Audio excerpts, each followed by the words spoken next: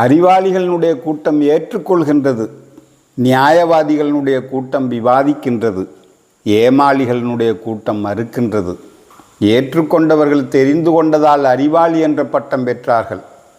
விவாதித்தவர்கள் புரிந்து கொண்டதால் நியாயவாதிகள் என்று பட்டம் பெற்றார்கள்.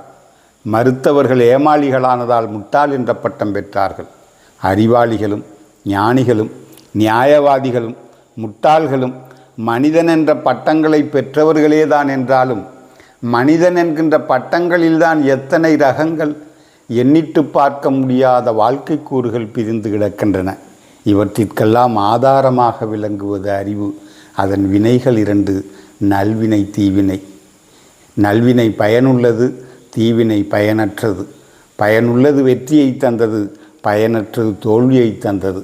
வெற்றி இன்பத்தை தந்தது, தோல்வி துன்பத்தை தந்தது.